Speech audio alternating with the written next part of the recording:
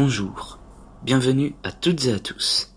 Aujourd'hui, il était une fois France 4. France 4, auparavant Festival, est né le 24 juin 1996 à la télévision. Son siège est situé au 7 Esplanade Henri de France à Paris. Son propriétaire actuel est le groupe France Télévisions.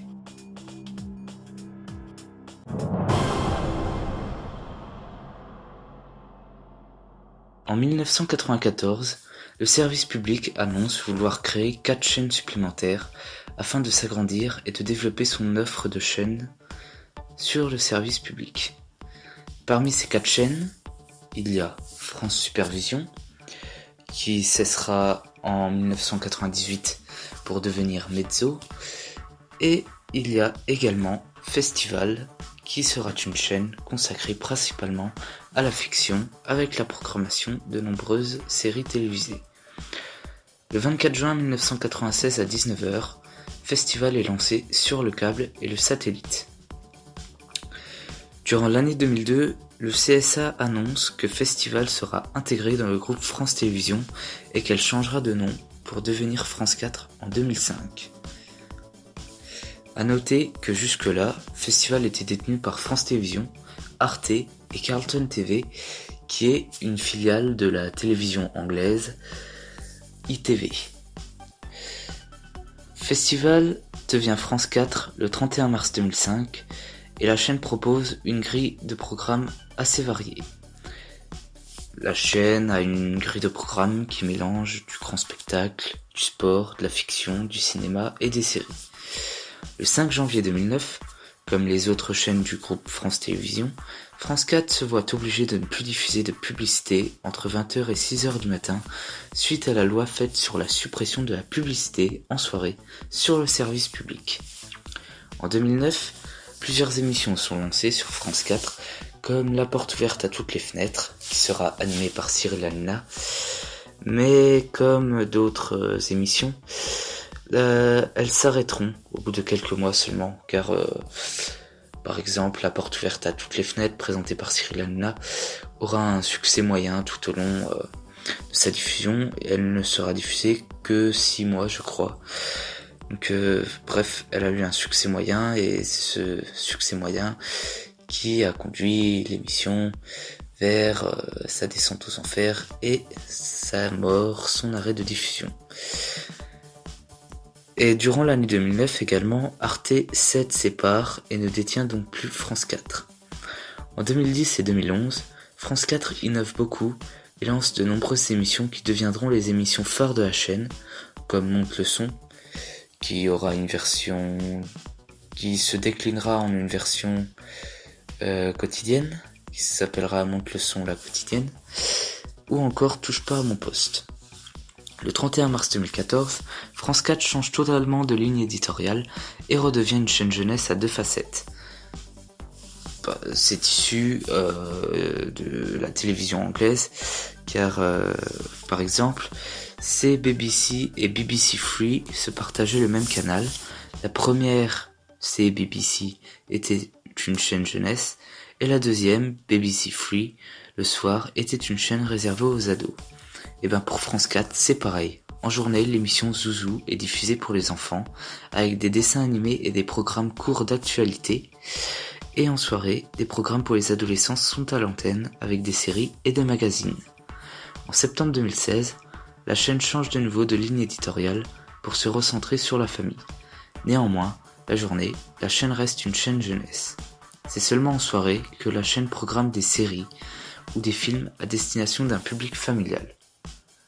Le 4 juin 2018, le gouvernement annonce que France 4 pourrait cesser avec France O sur la TNT d'ici 2020.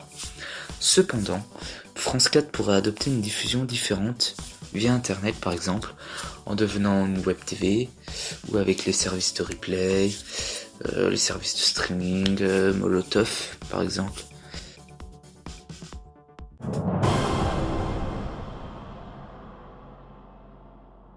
Concernant l'identité visuelle de France 4, le premier logo de celle-ci est commun aux autres chaînes. Il est composé d'un trapèze de couleur violette qui est la couleur symbolisant l'aspect culturel de la chaîne justement, et son aspect jeune, avec le chiffre 4 en blanc positionné à l'intérieur le long du côté droit.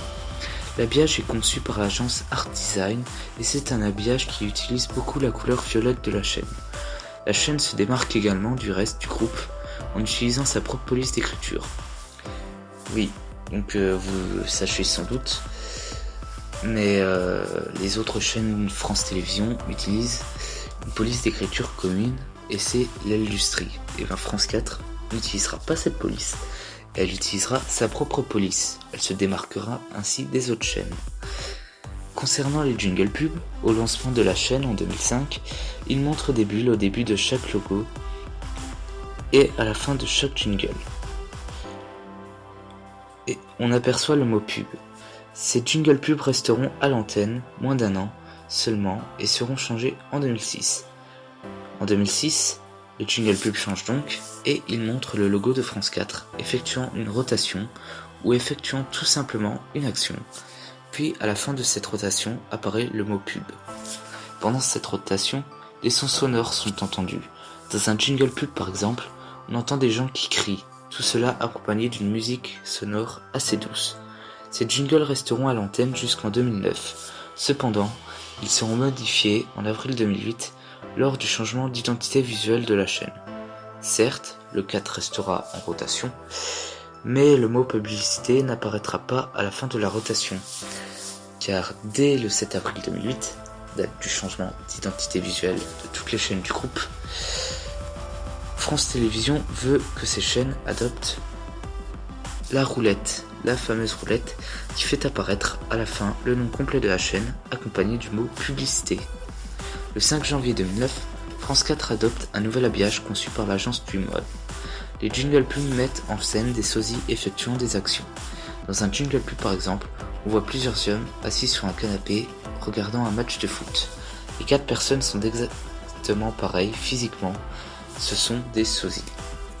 Le 27 mars 2010, c'est au tour des bandes annonces de la chaîne d'être changées par l'agence du mode, à l'occasion des 5 ans de la chaîne. L'habillage est assez simple et la couleur blanche est assez présente dans cet habillage. Le 19 septembre 2011, France 4 met en place une nouvelle identité visuelle réalisée par l'agence Les Télécréateurs. Le logo est dès lors incliné. Les jingles pubs, eux, sont des créations graphiques. La chaîne met en place des badges ou pastilles aux couleurs pop qui permettent aux téléspectateurs d'identifier les différents types de programmes.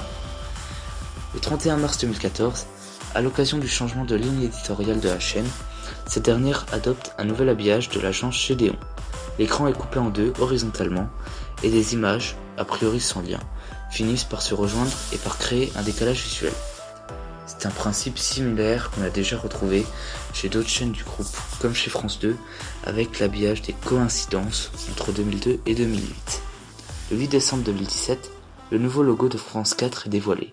Toujours commun aux autres chaînes du groupe, le chiffre 4 est inscrit en noir et un point de couleur violet est présent à côté de la chaîne.